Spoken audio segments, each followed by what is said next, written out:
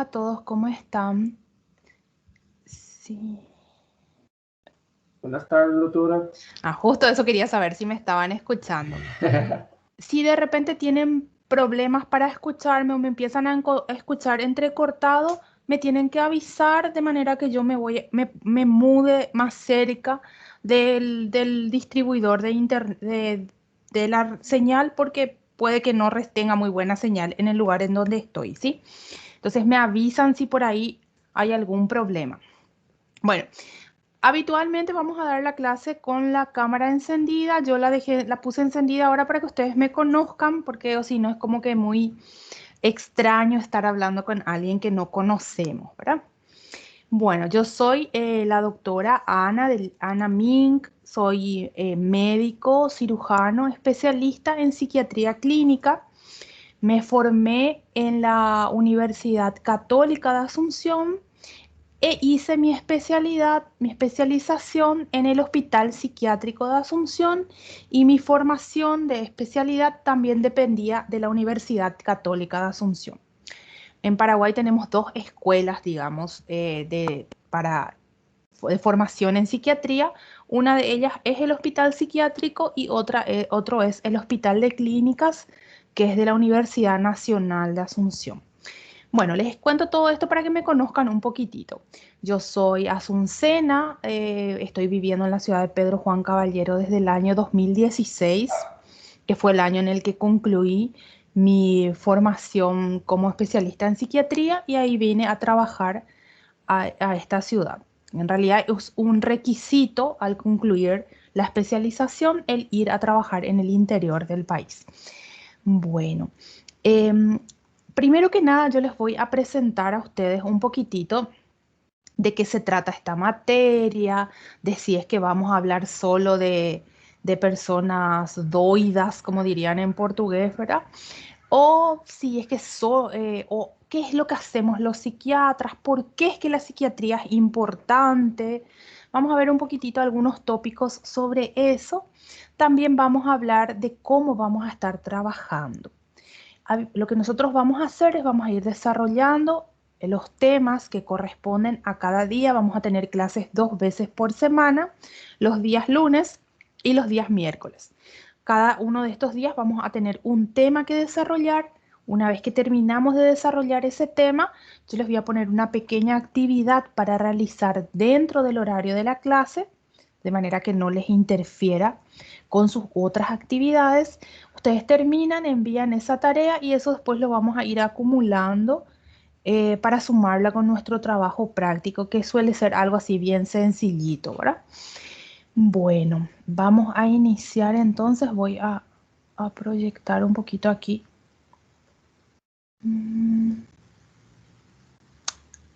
A ver. ¿Les está apareciendo ya? Tá, doutora. Ok, perfecto. Otra cosa que les iba a decir, yo les voy a pasar a ustedes un link después esperen que yo voy a poner aquí, yo quiero que me aparezca esto, un link en donde yo les pongo todos los materiales bibliográficos y donde están nuestros materiales básicos y donde están otros materiales de lectura complementarias. Ustedes para el examen pueden estudiar de las clases que les voy a ir pasando y complementar un poquito algunas cosas de repente que no están en la clase y que yo les digo durante la clase, las pueden buscar en los materiales de lectura. No van a tener que leer todos los materiales que están en la carpeta que yo les voy a pasar, pero siempre hay temas así de repente que a ustedes les van a gustar más y les va a interesar más averiguar sobre esos temas. Entonces, para eso es que está este complemento, digamos, de este material. A ver aquí. A ver, ahí está. Sí. Bueno, ya enseguida se va a proyectar todo. Bueno.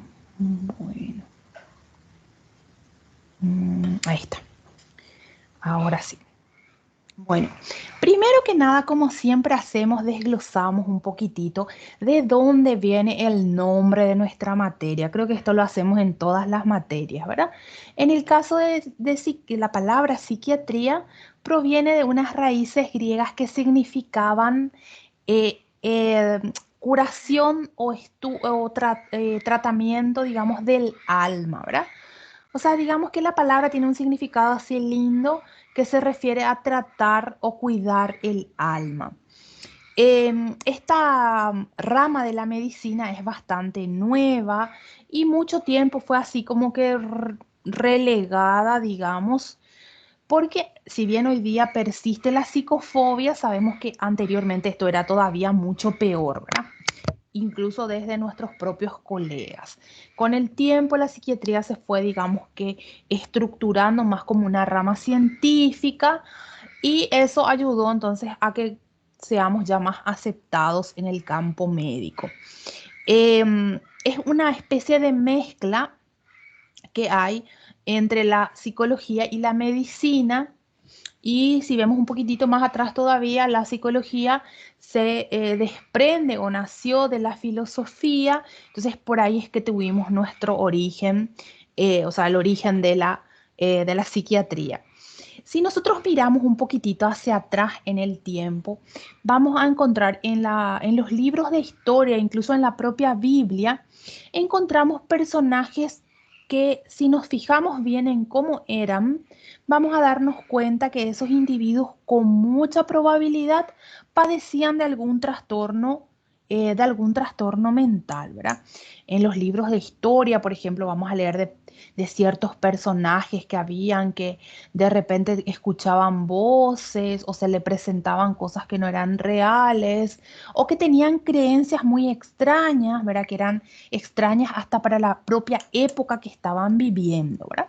Entonces todos estos personajes en realidad con mucha probabilidad se trataba de individuos que padecían de un trastorno mental.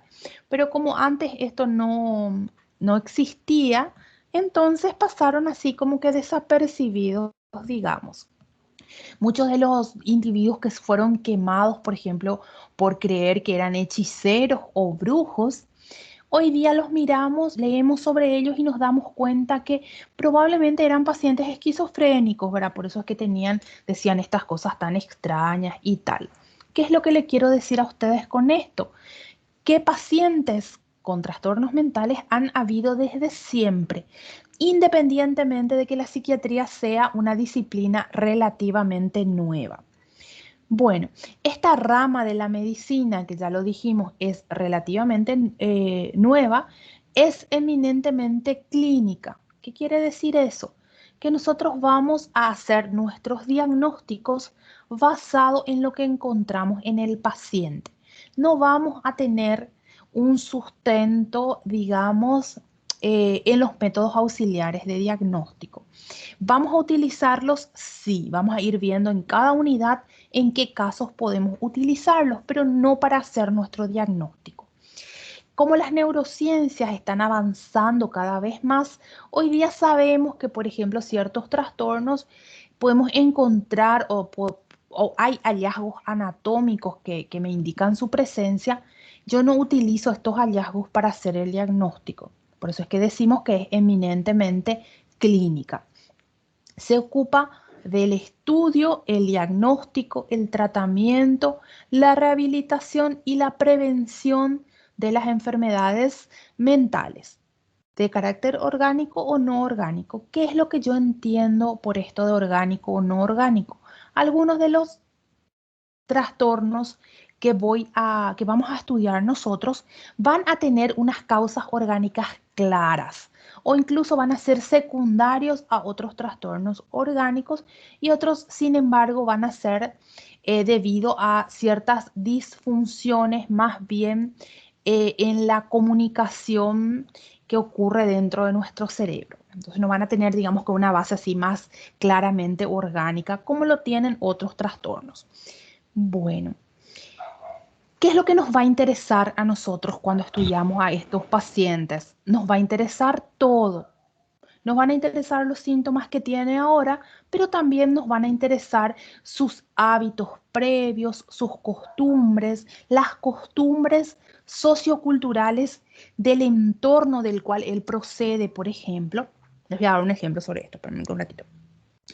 Un individuo que viene y les dice a ustedes que él está teniendo dolores de cabeza porque alguien le hizo payé, por ejemplo, porque la vecina tiró tierra de cementerio frente a su casa. Lo primero que vamos a pensar, este señor está muy loco para pensar eso, ¿verdad?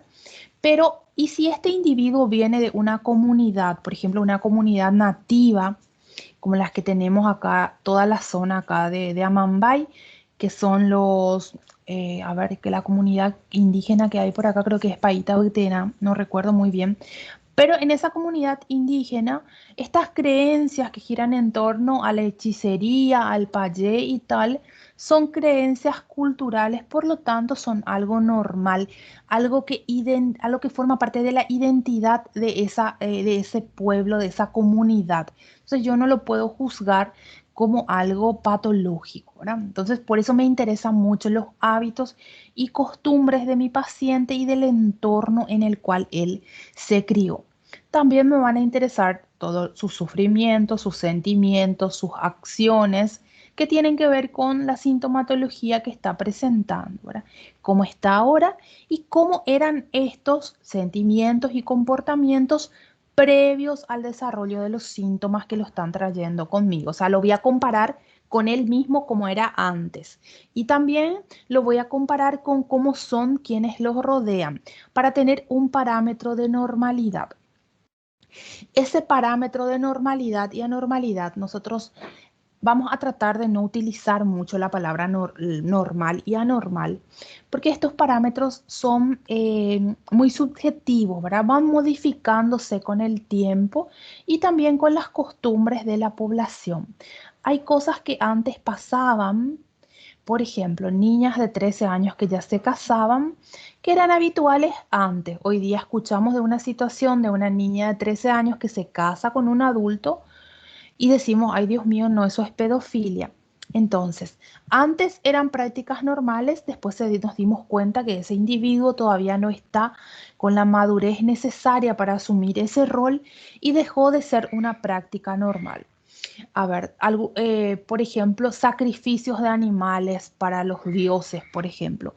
Eran prácticas que antiguamente se realizaban, eran cosas que se tomadas como normales y hoy día ya no las hacemos. Entonces, los criterios de normalidad y anormalidad, entonces son bien subjetivos y nosotros no los vamos a tratar de evitar esas palabras, ¿verdad? Vamos a basarnos al momento de hacer nuestros diagnósticos en criterios que fueron, criterios así ya, digamos que consolidados en la comunidad médica, que figuran en manuales aceptados ya por las distintas especialidades, los distintos grupos, como por ejemplo la Clasificación Internacional de las Enfermedades, que en español le llamamos CIE y en portugués le llaman CID, ¿verdad? Que el que usamos todavía es un ratito,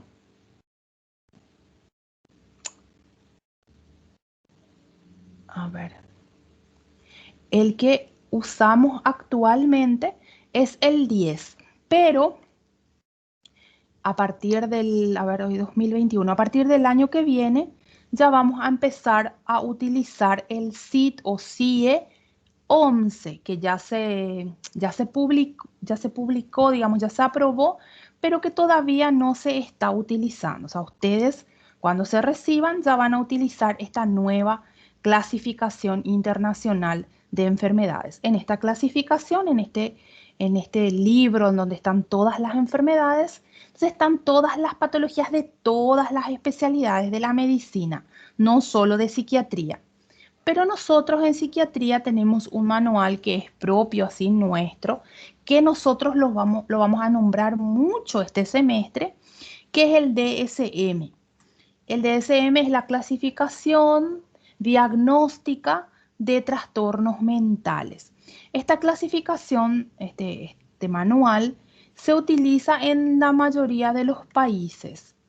Es elaborado por la Asociación Americana de Psiquiatría, pero igual tanto en el Brasil como en Paraguay, como en la Argentina y en toda Latinoamérica utilizamos entonces este mismo manual para entonces poder unificar nuestros criterios diagnósticos, o sea, para hablar todos el mismo idioma sería, ¿sí?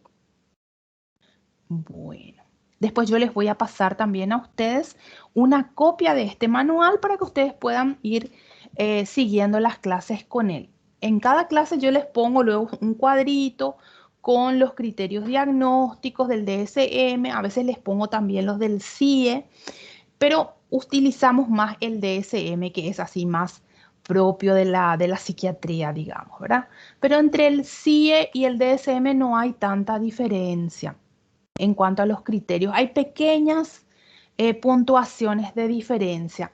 Con respecto al DSM, que lo vamos a utilizar más, este manual de criterios diagnósticos, el que estamos utilizando actualmente es la edición número 5. Esta fue publicada en el año 2013, ¿verdad? Ya es también un poquito otra vez viejita, pero está todavía vigente. Bueno, ¿por qué es importante la psiquiatría hoy día y por qué es importante que ustedes manejen sobre todo los trastornos mentales más prevalentes? Porque vemos en la práctica... ¿Hola? Porque vemos actualmente una alta y creciente frecuencia de aparición de estos trastornos en la población general. Esto ¿cómo lo vamos a ver nosotros en el día a día? Con un aumento de la demanda de atención médica en este campo, tanto en los hospitales generales como en los hospitales generales como en los servicios propiamente de atención psiquiátrica. En los hospitales generales vamos a ver, vamos a ver este aumento de la demanda en el servicio de urgencias, pero también lo vamos a ver en las consultas ambulatorias de las distintas especialidades. Los datos que nos da la Organización Mundial de la Salud, por ejemplo, nos dicen que alrededor de 450 millones de personas sufren de algún trastorno mental y estos datos son viejos porque todavía no se han actualizado. Por tanto, podemos presumir que esto aumentó mucho, sobre todo con la situación que vivimos el año pasado, ¿verdad? Que fue una situación cargada de mucha incertidumbre, de muchos cambios, que hizo entonces que erupcionen nuevos cuadros en individuos, que erupcionen cuadros en individuos que previamente no tenían ninguna dolencia psiquiátrica. Hasta, creo que tengo un cuadrito por aquí, este es de qué año. Bueno, este cuadrito que tenemos aquí es un cuadrito viejo, ¿verdad? Como ustedes pueden ver, este es un cuadrito del 2004. ¿Qué es lo que se hizo en el 2004? Se hizo una proyección. Siempre se hace eso para planificar las herramientas de atención de salud pública, ¿verdad? Entonces, la OMS se suele encargar de recolectar entonces toda esta información y poder hacer estas proyecciones para saber qué va a ser lo importante de tratar en el futuro o qué es lo que tenemos que prevenir.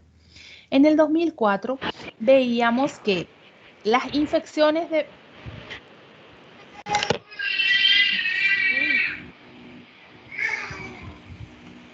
Tengo un micrófono encendido. Ahí se apagó. Ahí está.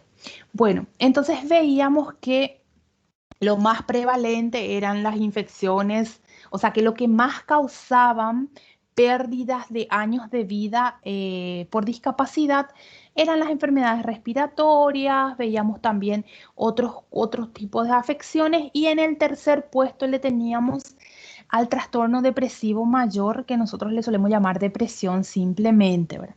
En ese entonces se hacía una proyección de que para el año 2030 ocuparía el primer lugar, o sea, ocuparía la posición, sería la principal causa de pérdidas de año de vida por discapacidad.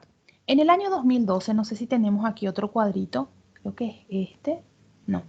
En el año 2012 se lanzó de vuelta otro de estos cuadros de proyección y decía que para el 2020 la depresión ocuparía el primer lugar. ¿Y qué es lo que vimos en el 2016?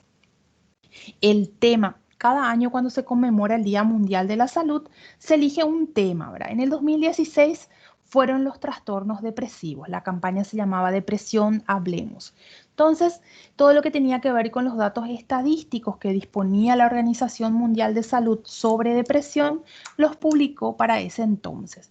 Y en ese momento, año 2016, ya veíamos que la depresión ocupaba el primer puesto en pérdidas de año de vida debido a discapacidad, que era lo que estaba proyectado para el 2030 en la proyección del 2004 y para el 2020 en la proyección del 2019, del 2012, perdón. O sea, se adelantó muchísimo, ¿verdad? Entonces quiere decir que descuidamos, si bien en este momento ya veíamos que era un cuadro importante, que teníamos que verlo y que teníamos que resolverlo y prevenirlo, no lo hicimos. Pasamos a este otro cuadrito que nos hablan de las principales, esto creo que es bueno, no me acuerdo de qué año fue esto.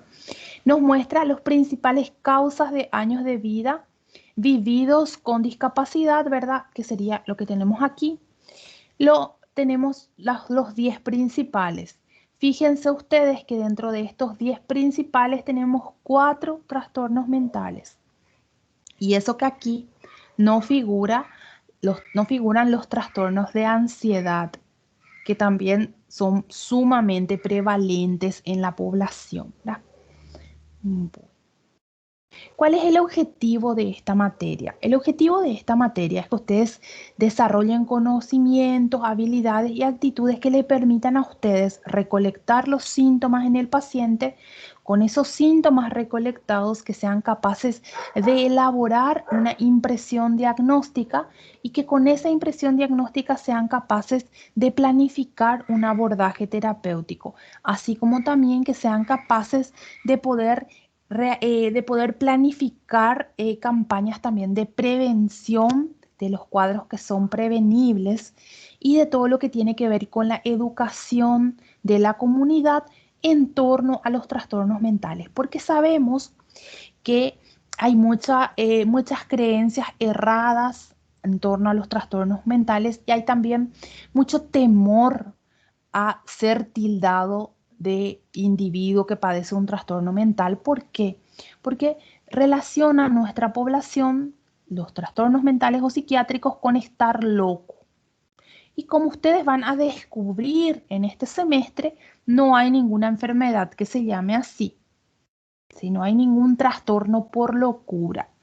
Entonces, vamos a ser los encargados, ustedes, de poder también planificar entonces esa psicoeducación de la población, porque el día de mañana, cuando a ustedes les toque ser, por ejemplo, el médico de alguna unidad de atención básica o el médico de familia de alguna familia, ustedes van a tener que ser quienes le den esa información al paciente para que sepa realmente que tener, por ejemplo, síntomas de depresión no es sinónimo de estar loco.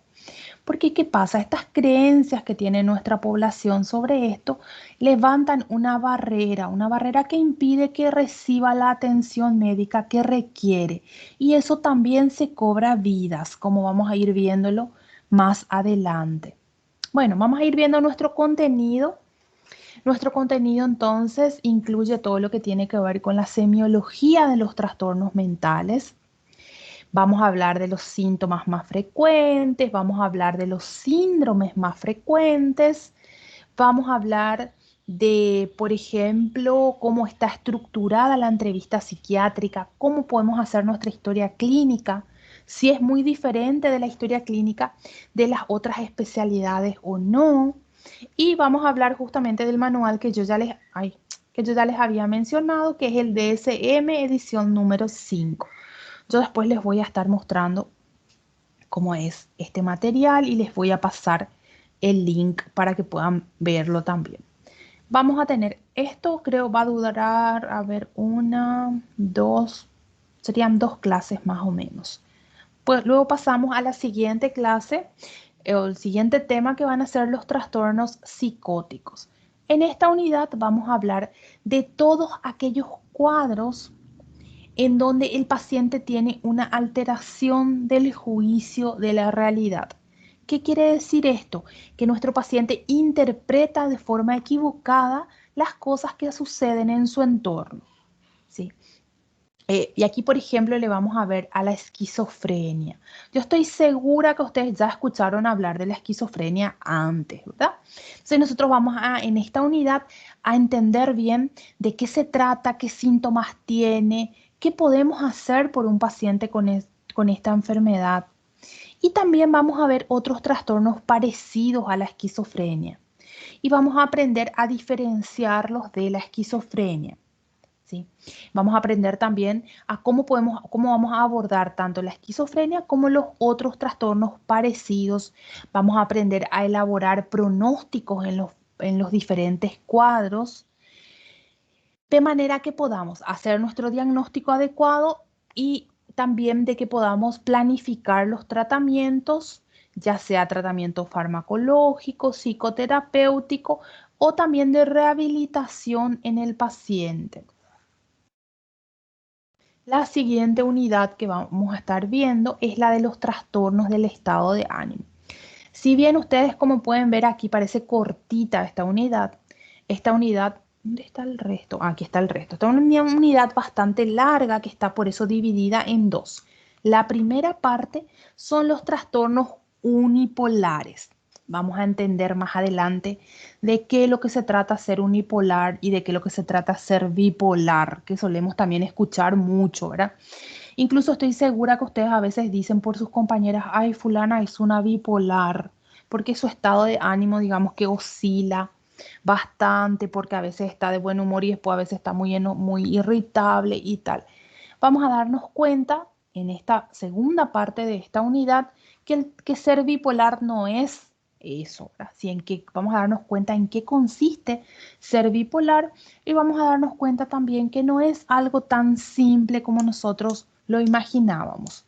En esta unidad también vamos a hablar de la depresión, que es el trastorno depresivo mayor, cómo yo diagnostico, cómo yo voy a tratarla, qué pronóstico tiene, es crónica, tiene recaídas, cómo, qué le voy a indicar al paciente. También vamos a hablar de la distimia, que yo creo que no habrán escuchado hablar de ella antes. Vamos a aprender en qué consiste la distimia, cuáles son sus síntomas, qué diferencia tiene con la depresión.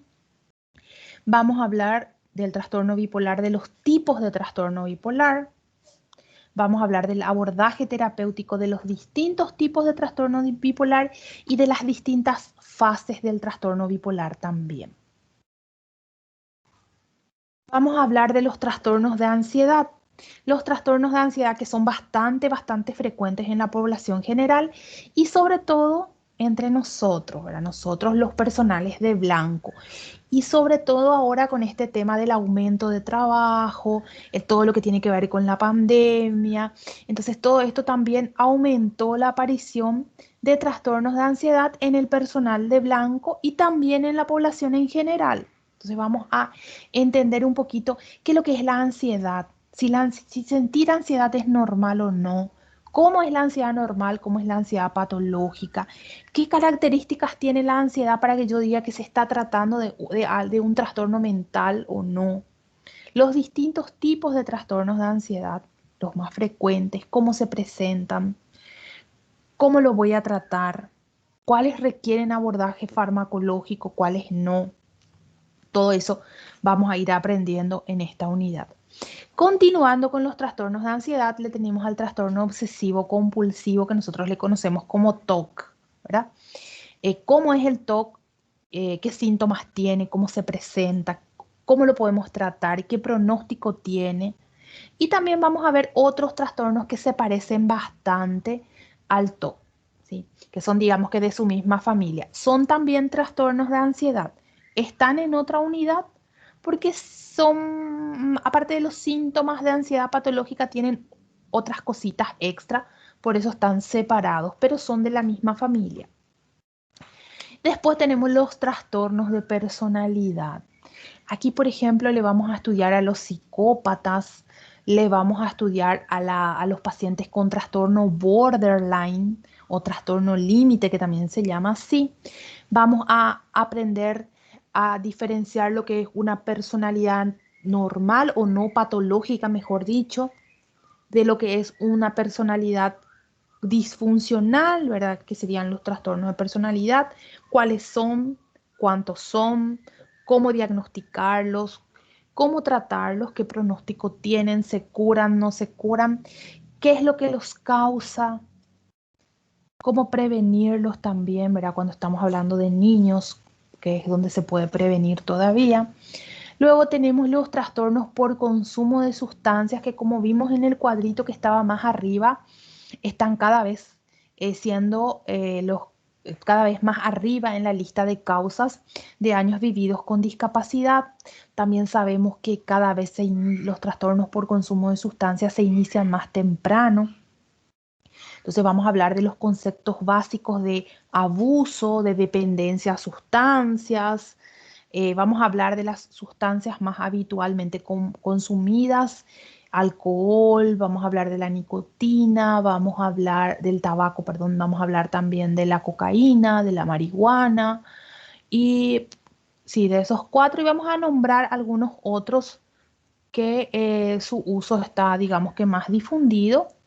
Y también vamos a hablar de otros trastornos adictivos, porque las personas se vuelven adictas no solo a las sustancias, ¿verdad? Sabemos que también se pueden volver adictas a algunas conductas. Esto es lo que nosotros conocemos como adicción al juego, juego patológico o ludopatía.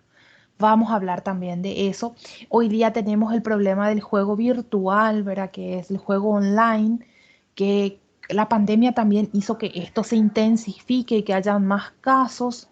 Entonces vamos a hablar también de eso y de algo que no es una patología, que no figura como tal en los manuales de diagnóstico, pero que en la jerga médica la vamos a escuchar bastante, sobre todo cuando leemos artículos de psiquiatría, que es la patología dual. Vamos a ver en qué consiste la patología dual. No les voy a decir todavía para que puedan despertar un poquito de interés para esa clase. Luego tenemos los trastornos relacionados con trauma y factores de estrés. Vamos a ver, por ejemplo, el trastorno de estrés postraumático, el trastorno adaptativo. Aquí también no está, a ver, no está en otra unidad. Aquí no figura, pero vamos a desarrollar también los trastornos disociativos, que también son causados por una situación de trauma psicológico intenso. Aquí en este caso vamos a estar hablando de trauma psicológico, no de trauma físico, ¿sí? Vamos a ir aclarando siempre porque hay veces que vamos a ver cuadros que se deben a un trauma físico y hay, en este caso puntual se refiere a un trauma psicológico. Bueno, entonces aquí nos faltarían los trastornos disociativos. Luego tenemos los trastornos psicosomáticos o también llamados trastornos somatomorfos. ¿De qué se tratan estos trastornos? Estos trastornos se tratan de síntomas físicos que tiene el paciente, como por ejemplo dolor, eh, por ejemplo mareos, vómitos, pueden ser parálisis, ceguera, todos síntomas del cuerpo que tienen una causa psicológica, no una causa orgánica detrás. Entonces, todos los que tenemos aquí son distintas familias. Dentro de estas familias vamos a ir viendo distintos cuadros, distintas presentaciones, así como también distintos pronósticos. Luego tenemos otra unidad súper interesante, súper actual, que son los trastornos de la conducta alimentaria. La anorexia nerviosa, la bulimia, el trastorno por atracones, los trastornos alimentarios no especificados y otros trastornos alimentarios que vamos a estar viendo en esta unidad. Y también vamos a ver algunos casos que vemos en las redes sociales, ¿verdad? Que no figuran en los manuales de diagnóstico, pero que nosotros día a día los vamos viendo en las redes sociales cada vez más y que son también trastornos de la conducta alimentaria, ¿verdad? Vamos a hablar en otra unidad de aquellos cuadros que tienen su inicio en la infancia. Denominamos a esta unidad psiquiatría infanto-juvenil.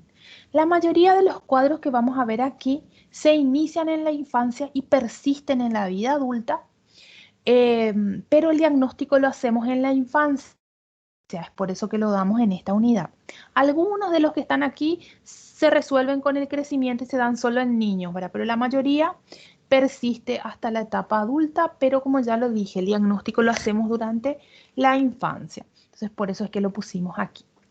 Así como nos vamos a preocupar de los trastornos que se inician en la infancia, también nos vamos a preocupar de estudiar de los trastornos que le afectan a la población de adultos mayores, de ancianos.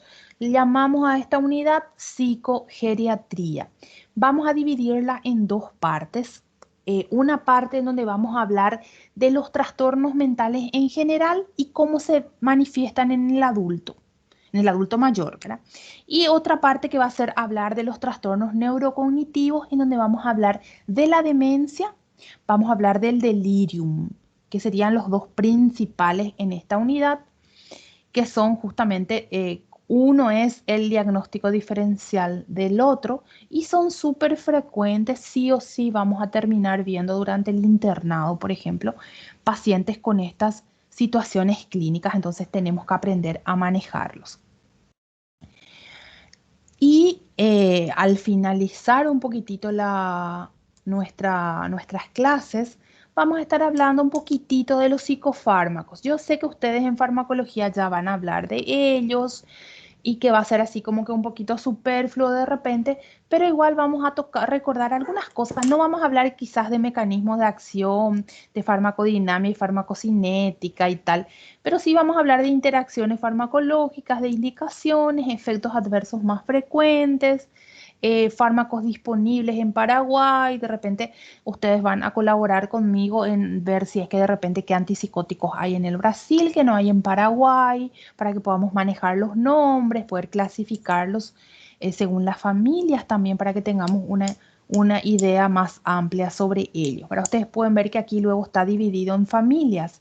Tenemos los antipsicóticos, los antidepresivos, los estabilizadores del humor. Dentro de los estabilizadores del humor vamos a ver tres familias diferentes. Le tenemos a los ansiolíticos también y le tenemos a los hipnóticos. Entonces, vamos a encargarnos de hablar un poquito por lo menos de cada uno de ellos. Generalmente, como tenemos 2 veces a la semana clase, solemos tener tiempo suficiente para hablar de todos ellos, así que no se van a salvar de esto, ¿verdad?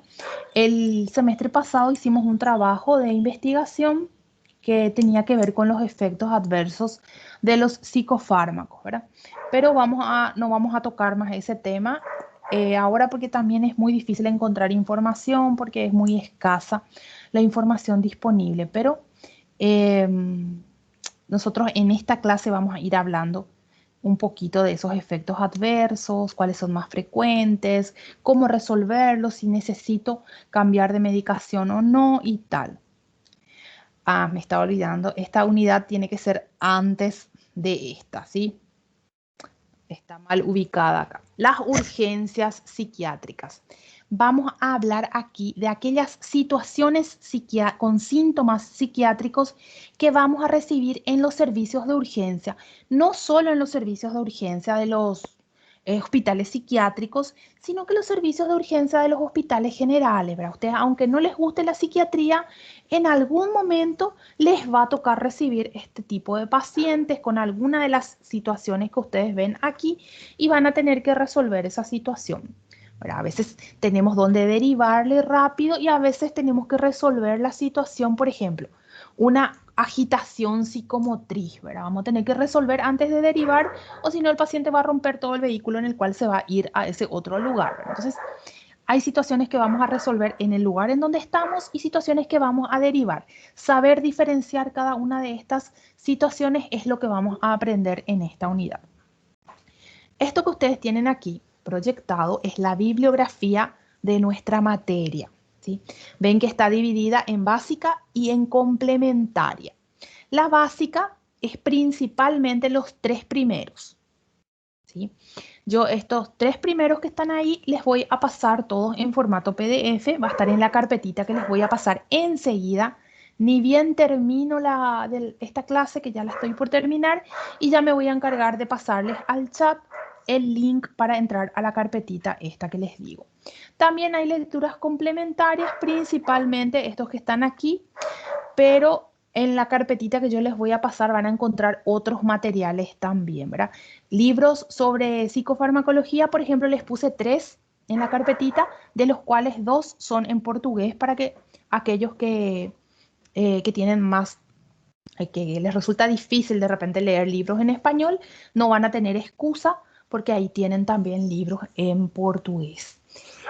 Bueno, no sé si alguien quiere hacer alguna pregunta, algún comentario, para que nos vayamos conociendo un poquito. ¿Cuántos somos? A ver, si no me aparece aquí, aquí está. 74 menos 2. 72, ¿es correcto? Acho que tá faltando alguns ainda, doutora. Ah, somos más todavía. Bueno, yo les voy a copiar aquí mi número de teléfono para que ustedes creen un grupo de WhatsApp, por lo menos con los líderes de los distintos grupos, para que podamos comunicarnos más fácilmente, ¿sí? 0985.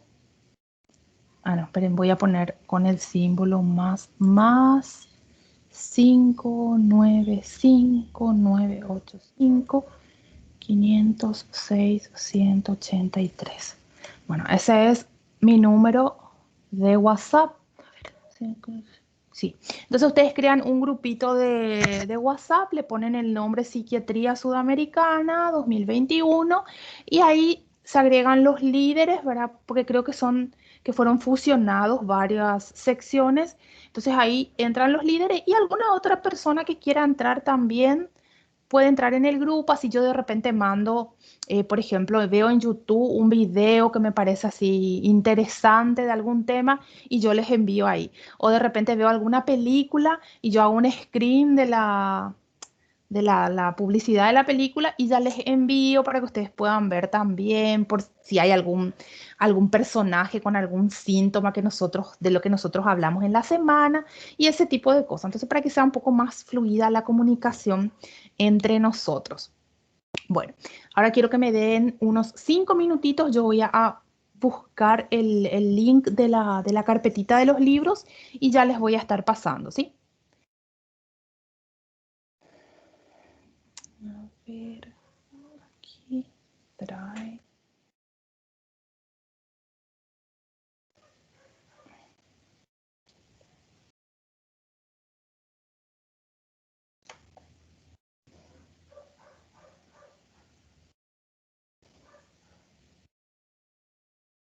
Ahí está.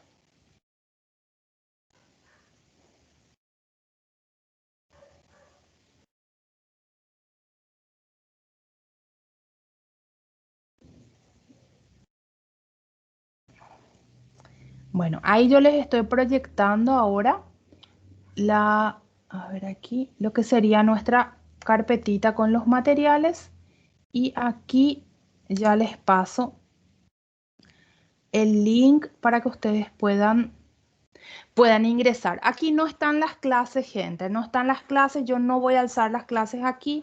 Las clases les voy a ir pasando o a nuestro Microsoft Teams o les voy a ir pasando en el grupo de WhatsApp. Pero aquí ustedes tienen, a ver, todos los materiales de lectura. Por ejemplo, tienen uno con casos clínicos, este está en portugués.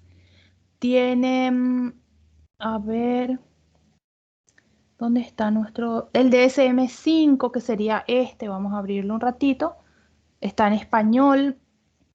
Esto ustedes pueden conseguirlo también en portugués buscando un poquito en internet. Después tienen un compendio del libro Kaplan, que es nuestro libro base. Este está en portugués, entonces no van a tener problema para leer, pero hay algunas partes donde está aquí, que está mal traducido, ¿sí? Sobre todo la parte de conducta suicida. Entonces comparen nomás con las clases siempre y si hay alguna discordancia, me preguntan. A veces puede que yo ponga mal en la clase o como en el caso de esa partecita del libro, la traducción está equivocada, ¿sí? Después tenemos este otro, que este es un libro que hicieron los docentes de la Cátedra de Psiquiatría de la Universidad Nacional de Asunción. Ya es un poquito viejito y es muy, muy resumido, pero ¿sirve para qué? Sirve para cuando ustedes, antes de tener la clase de algún tema, ustedes leen así rapidito de qué se trata para poder entender mejor la clase, en caso de que quieran hacerlo. No es obligatorio, pero siempre ayuda mucho saber un poquito de qué es lo que vamos a hablar antes, ¿verdad? Después, no, este es un libro de psicofarmacología que está en portugués también, que les va a servir bastante para que les sea fácil. Este está, sí, este libro fue hecho por la Asociación Brasileña de Psiquiatría, ¿sí? Hay otro también que es que este es más cortito todavía, ¿verdad? Para no hace falta leer los dos, ¿verdad? Elegir uno de ellos y de ese entonces estudiamos esa parte de psicofármacos. Este no es nada. ¿Dónde está el otro? A ver. Este es el otro de nuestros libros base, que es el Vallejo Ruilova. Es muy feíto este PDF, pero es lo que conseguí, ¿verdad? Si hay alguna parte del libro que no se entiende, que salió borroso y ustedes necesitan, me van a avisar y yo les voy a mandar una foto del libro porque tengo este libro en formato físico, ¿verdad? Así que creo que hay algunas páginas que les falta incluso. Pero bueno, eso vamos a ir viéndolo con el transcurrir de las clases. Esto que está aquí lo voy a borrar. Ahí está, bueno. Entonces, tenemos varios materiales, algunos forman parte de nuestra literatura básica, otros no. Este, por ejemplo, no es un manual de manejo que es de la Asociación Canadiense de Trastornos del Humor. Nosotros vamos a hablar un poquito de esto. No hace falta esto leer, aparte esto creo que está en inglés luego. Está en inglés, pero no se preocupen que esto vamos a hablar luego en clase, entonces no. Esto es lo que les quería mostrar. Ay, ¿qué pasó? No. A ver,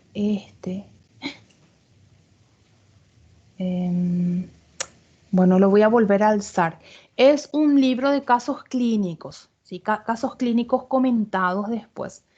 Que nos va a servir para practicar lo que estamos aprendiendo, para entrenarnos un poquito, ya que no tenemos clases prácticas. Entonces vamos a hacer con casos clínicos. Yo generalmente voy a dar la clase y después de la clase les voy a dar unos 3 a 4 casos clínicos para que ustedes respondan y después alcen como tarea, ¿sí? Pero a veces necesitamos más, digamos, más práctica y ahí lo vamos a hacer con estos casos clínicos. Bueno, el cronograma de actividades les voy a pasar después. Voy a terminar de organizarlo, ver un poquito cuántas clases vamos a tener y en total con el calendario de clases y les voy a estar pasando. El lunes yo no pude dar la clase, por eso la tuvimos que remarcar y la vamos a dar el viernes. En ese día vamos a dar nuestra primera clase así propiamente dicha. Vamos a hablar de lo que tiene que ver con la semiología en psiquiatría, qué cosas yo evalúo, en qué consiste el examen mental o examen psicopatológico, qué partes tiene, que sería realmente la primera, digamos, la introducción propiamente dicha a todo este entorno psiquiátrico en el cual nos estamos insertando, en el cual estamos haciendo incursión nosotros, ¿verdad? Vamos a ver también ahí cómo es nuestra historia clínica, vamos a darnos cuenta que es bastante parecida a la historia clínica de clínica médica, que se diferencia en la parte del examen psicopatológico, que es lo que nosotros vamos a aprender a hacer. Bueno, a ver, ¿dónde estamos? Estamos aquí. Bueno, espero que les guste la materia, espero que sean muy aplicados, que hagan todas las tareas, que nos llevemos muy bien. De repente, si es que hay alguna confusión con algún tema, ustedes siempre me pueden escribir, para eso les puse luego aquí este número, ¿verdad? Para que me puedan ir preguntando cosas o aclarando cosas si de repente tenemos Ahí parece que ya se formó nuestro grupo, sí. Entonces, todos los que quieran ingresar en el grupo le tienen que permitir ingresar, ¿verdad? Hasta el límite máximo que tengamos. Somos nomás demasiados. Y bueno, y esto sería todo por el día de hoy. Esta diapositiva les voy a mandar, pero esta ni se lee para el examen, ¿verdad? Es solo de presentación. Y bueno, no sé si alguien quiere preguntar o hacer algún comentario. De lo contrario, vamos a dar por concluida la clase. Voy a parar ya la grabación para que no después... Ahí está. Ah, eso me olvidé de decirles.